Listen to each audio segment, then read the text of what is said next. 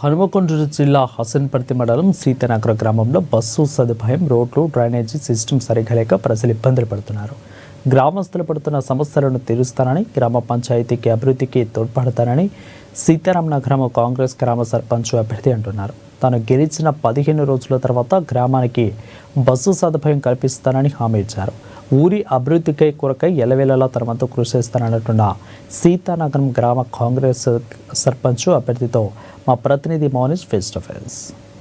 గ్రామాలలో పల్లెపూరు మొదలైంది. అయితే మొత్తంగా ఉమ్మడి వరంగల్ జిల్లాలో ఇటు నామినేషన్ల పర్వం పూర్తయింది. ఈ నెల 11, 14, 15 రోజుల తేదీలలో ఇటు ఎలక్షన్లు నిర్వహించడానికి అధికారులు కూడా సన్నద్ధమయ్యారు. ఇప్పటికే అభ్యర్థులు తమ ఓట్ల వేటలో ఉన్నట్టు తెలుస్తుంది. అయితే మనం ప్రస్తుతానికైతే హన్మకొండకు కొన్ని కిలోమీటర్ల దూరంలో ఉన్నటువంటి సీతానగరం అనే గ్రామంలో ఉన్నాము. ఇక్కడ ఎలాంటి అభివృద్ధి పనులు జరుగుతున్నాయి, అసలు కాంగ్రెస్ పార్టీ నుంచి గెలిస్తే ఎలాంటి హామీలు ఇస్తారనేది వాటి గురించి మనం మాట్లాడతాం. అయితే కాంగ్రెస్ పార్టీ తరఫున నిలబడిన అభ్యర్థి అయినటువంటి రమేష్ అనే వ్యక్తి ఉన్నారు, వారితో మాట్లాడదాం. అసలు గ్రామానికి ఎలాంటి అభివృద్ధి చేస్తారు గెలిస్తే అనే విషయాల గురించి తెలుసుకుందాం.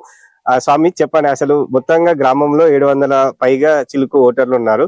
అయితే గ్రామంలో ఎలాంటి సమస్యలు ఉన్నాయి, మీరు గెలిస్తే ఎలాంటి హామీలు ఇవ్వబోతున్నారు? సర్పంచ్ అభ్యర్థిగా కూకట్ల సునీత రమేష్ యాదవ్ కాంగ్రెస్ పార్టీ బలపరిచింది. సీతారామ గ్రామం నుంచి నిలబడుతున్నాం.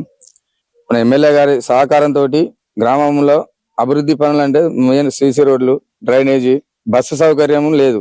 బస్సు సౌకర్యం ఇలాంటి తదితర పనులకు మేము అభివృద్ధి చేసేందుకు ముందుకు వస్తున్నాం. సీతారామ గ్రామ ప్రజలు మమ్మల్ని ఆశీర్వదించి మమ్మల్ని గెలిపిస్తే ఎమ్మెల్యే గారి సహకారంతో ఈ పనులు చేసేందుకు సిద్ధంగా ఉన్నాం.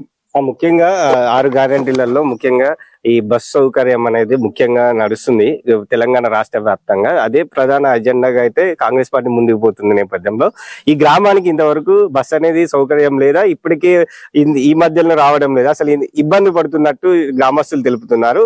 ఇప్పుడు ఎన్ని రోజులలో ఒకవేళ మీరు గెలిచినాక బస్ వచ్చే అవకాశం ఉంది? బస్సు గత 5 సంవత్సరాల నుండే ఒక ట్రిప్ వస్తుంది.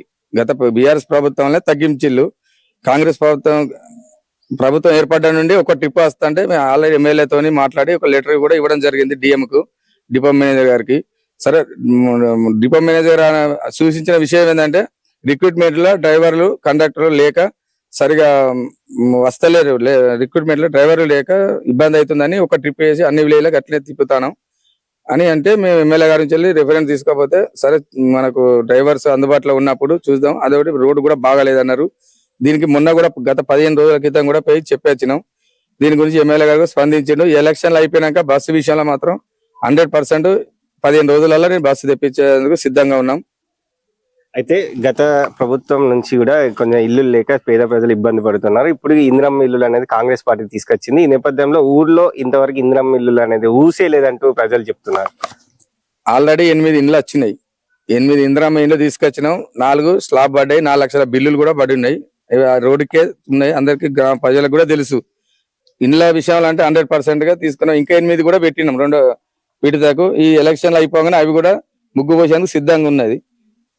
మరియు సన్న బియ్యం 6 గ్యారెంటీలు అన్నారు. సన్న బియ్యం 100% గా విలేజ్ మొత్తం గ్రామ ప్రజలు అందరూ సన్న బియ్యం తీసుకుంటారు, సంతోషంగా ఉన్నారు. ఇంకా పోతే విద్యుత్ 200 యూనిట్ల విద్యుత్ కూడా, కరెంటు కూడా 100% గా వస్తుంది. అది చాలా సంతోషంగా ఉన్నారు ప్రజలు. ఇంకా వచ్చేసి గ్యాస్ 500 సబ్సిడీ కూడా పడుతుంది. కొంతమంది టెక్నికల్ ఇష్యూ వల్ల కొద్దిమంది ప్రాబ్లం ఉన్న వాళ్ళు చేయించుకుంటారు, మిగతా వరకు అయితే కంపల్సరీగా పడుతున్నాయి. అదే వృద్ధులకు కూడా వృద్ధాప్య పింఛన్ లాంటివి అందడం లేదంటూ కొందరు చెప్తున్నారు మీ గ్రామస్తులు.